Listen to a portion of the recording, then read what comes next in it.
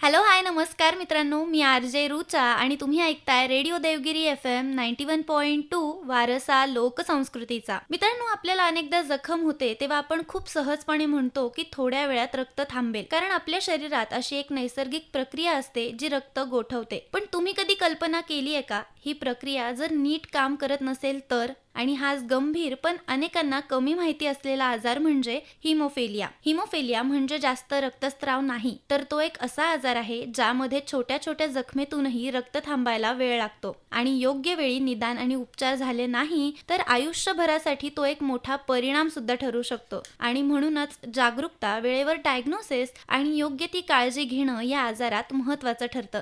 आणि म्हणूनच आज आपण या महत्त्वपूर्ण विषयावरती सविस्तर चर्चा करणार आहोत. तर या संवेदनशील आणि माहितीपूर्ण विषयावर आपल्याशी संवाद साधण्यासाठी आज आपल्या रेडिओ देवगिरीच्या स्टुडिओमध्ये उपस्थित आहेत मंजू कुलकर्णी मॅडम. मॅडम या दत्ताजी भाले रक्तपेढीच्या कन्सल्टंट पॅथॉलॉजिस्ट आहेत. तर मॅम, सगळ्यात आधी तुमचं आपल्या या कार्यक्रमात खूप खूप स्वागत. धन्यवाद. मॅम, मला तुमच्याकडनं जाणून घ्यायला आवडेल की हिमोफिलिया म्हणजे नेमकं काय असतं? हिमोफिलिया हा एक अनुवंशिक विकार आहे. अच्छा. आणि त्यामध्ये काय होतं, जसं तुम्ही आत्ताच सांगितलं की जखमांमधून रक्तस्राव होतो आणि तो लवकर थांबत नाही. अगदी छोट्या छोट्या जखमांमधून रक्तस्राव होतो. कुठे छोटासा बॉल लागला मुलाला तर तिथे लगेच सूज येते. याला कारण ही जी अनुवंशिकता आहे, या अनुवंशिकतेमध्ये एक फॅक्टर 8 नावाचा घटक किंवा फॅक्टर 9 नावाचा घटक कमी प्रमाणात असतो. अच्छा. पण हिमोफिलिया समजून घ्यायचं असेल ना, तर आपल्याला थोडंसं रक्त गोठण्याची प्रक्रिया नेमकी कशी असते ते समजून घ्यावं लागेल. रक्त गोठण्याच्या प्रक्रियेमध्ये 4 पायऱ्या असतात. अच्छा. आपण म्हणतो की लागलं कुठेतरी, बरोबर. लागलं की पहिल्यांदा काय होतं की तिथल्या कॅपिलरीज आणि व्हेन्स आकुंचन पावतात. म्हणजे रक्तस्राव होऊ नये ही शरीराने आधीच पूर्ण काळजी तशी आपली घेतलेली असते. त्याच्यानंतर तिथे आपल्या रक्तात ज्या प्लेटलेट्स असतात त्या येऊन प्लग होतात आणि त्याच्यानंतर रक्त गोठण्याची प्रक्रिया ऍक्टिव्हेट होते, ज्याला आम्ही क्लॉटिंग कॅस्केड म्हणतो. आणि सगळ्यात शेवटी त्याच्यामध्ये एक फायब्रिन क्लॉट तयार होतो आणि ते रक्त तिथे रक्तस्राव होण्याचं थांबतं. तर मॅम, ज्या व्यक्तीला हिमोफिलिया असतो तर त्याच्यामध्ये रक्त गोठण्याची जी प्रक्रिया आहे ती नेमकी कशी सुरू होते? त्याच्यामध्ये मी म्हणलं ना की रक्त गोठण्याच्या प्रक्रियेमध्ये एकूण 13 फॅक्टर्स आहेत. अच्छा. आपण असं समजूया की 13 खेळाडू आहेत.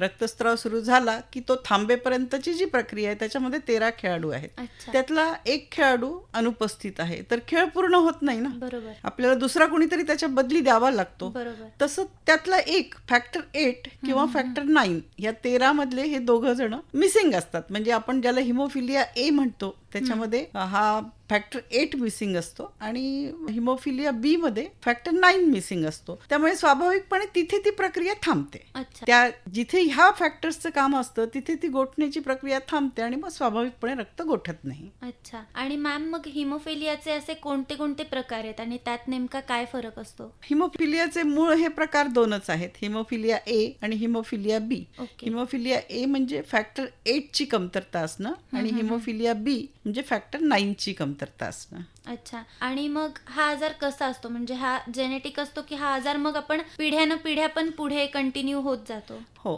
साधारणपणे हा आजार जनुकीय आहे. आता जनुकीय म्हणत असताना सुद्धा आपल्याकडे या गुणसूत्रांच्या 23 जोड्या असतात. बरोबर. त्याच्यामध्ये व्यक्तीचं लिंग ठरवणारे जी 2 गुणसूत्र असतात ना, त्या गुणसूत्रांमध्ये एक्स ह्या गुणसूत्रावर ह्या हिमोफिलियाचा बिघाड झालेला असतो. म्हणजे त्या अच्छा. गुणसूत्रावर बिघाड होतो आणि तो बिघाड झाल्यामुळे पुढच्या पिढीमध्ये जातो. आता कधी कधी असंच नाही नेहमी की पुढच्या पिढीमध्ये जातो, काही जणांना तो अचानक पण होतो. म्हणजे मागे कुणालाच तसं काही हिमोफिलियाची हिस्ट्री नसते किंवा कॅरियरची हिस्ट्री नसते, तरी पण अचानक काही जेनेटिक म्युटेशन्स होऊन सुद्धा हिमोफिलिया होऊ शकतो. अच्छा. आणि मग मॅम, लहान मुलांमध्ये हिमोफिलियाचे अर्ली सायन्स दिसतात का? आणि मग पालकांनी त्याच्याकडे कसं लक्ष द्यायचं? साधारणपणे लहान मुलं खेळतात, पडतात, कुठेतरी लागतं, ढोपरावर लागतं, गुडघ्यावर लागतं, खरचटतं.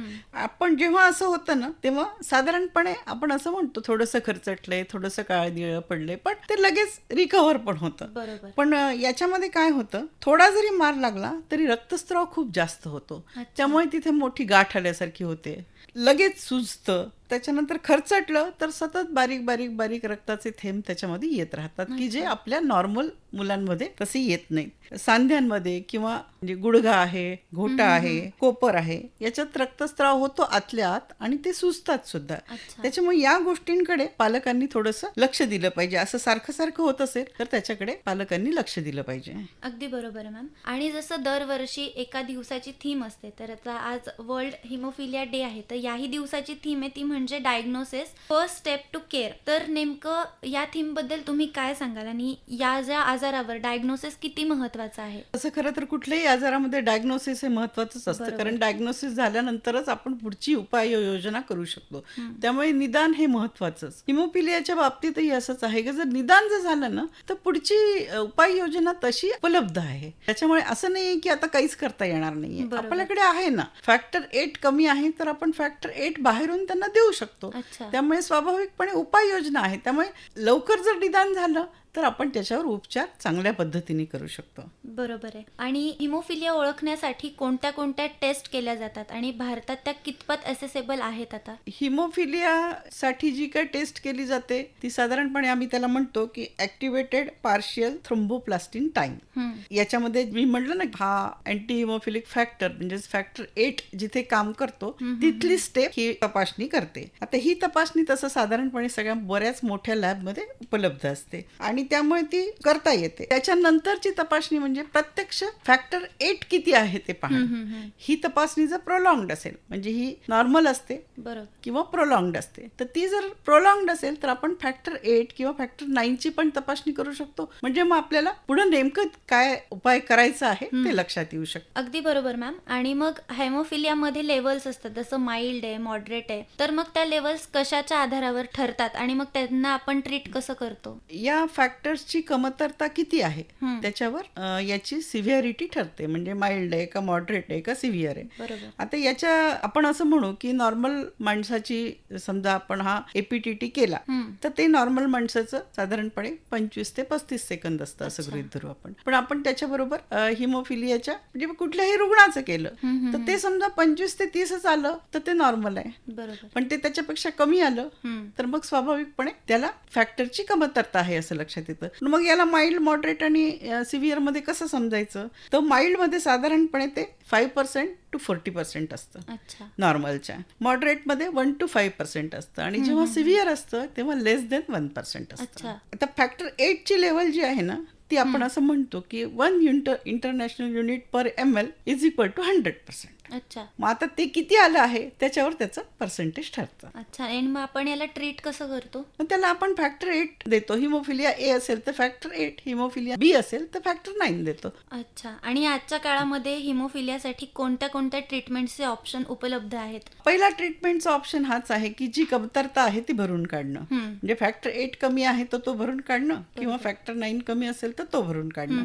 आणि हे भरून काढताना मग त्याच्या सोबत फॅक्टर बरोबर फॅक्टर्स अवेलेबल नसतील तर ब्लडच्या माध्यमातून पण आपण क्रायोप्रेसिपिटेट किंवा फ्रेश फ्रोझन प्लाझ्मा असं पण काही वेळा त्यांना आपल्याला द्यायला लागतं, तर ते पण उपलब्ध असतं. त्याच्याशिवाय प्रोफायलॅक्टिकली पण काही जणांना ट्रीटमेंट देण्याची गरज असते, विशेषतः जे सिव्हिअर असतात, मॉडरेट असतात. म्हणजे लागल्यानंतर आपण मॅनेज करण्यापेक्षा प्रोफायलॅक्टिकलीच त्यांची फॅक्टर 8 लेवल जर आपण नॉर्मल ठेवू शकलो तर ते जास्त हिताचं असतं. त्यामुळे अशी पण ट्रीटमेंट त्यांना देता येऊ शकते. काही नवीन औषधी आलेली आहेत ज्याला हेमलिब्रा असं म्हणतात, तर ऍक्च्युअली फॅक्टर 8 नाहीये पण त्याचं काम फॅक्टर 8 सारखं आहे.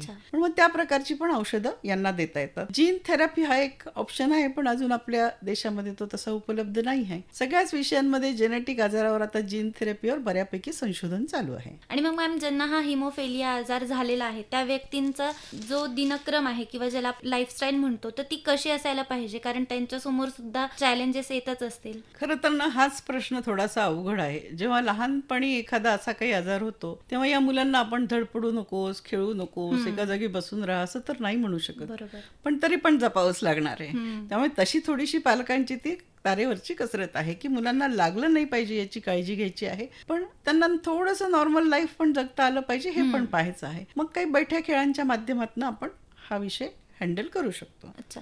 आणि मग मॅम यांना काही आहारामध्ये किंवा मग त्यांच्या डाएटमध्ये किंवा त्यांना काही एक्सरसाइज वगैरे पण कराव्या लागतात का? काही झाल्यानंतर कधी कधी फिजिओथेरपी त्यांना घ्यावी लागते, म्हणजे अच्छा. जॉईंट्ससाठी वगैरे. पण अदरवाईज बाकीच्यांसारखंच नॉर्मल. पण मी म्हटलं ना की आपल्यासारख्या नॉर्मल एक्सरसाइजेस करण्याला पण काही अडचणी आहेत. अच्छा. कारण चुकून लागलं काही हम्म. तर गुडघ्यात आत रक्तस्राव झाला तर गुडघा सुजू शकतो. बरोबर. त्यामुळे तसं एकदम नॉर्मल सारखंच सगळं करता येईल असं नाही, सांभाळून सगळ्या गोष्टी कराव्या लागतात. आणि मग त्यांच्या आहारामध्ये सुद्धा काही बदल करावे लागतात का त्याची काही गरज पडत नाही? आहार अन्य लोकांसारखाच त्यांनीही घेणं आवश्यक आहे की ज्याच्यामध्ये प्रोटीन्स आहेत, फॅट्स आहेत, कार्बोहायड्रेट आहेत, भाज्या आहेत, कडधान्य आहेत, असा सगळा संतुलित आहार त्यांनी पण घेतला पाहिजे.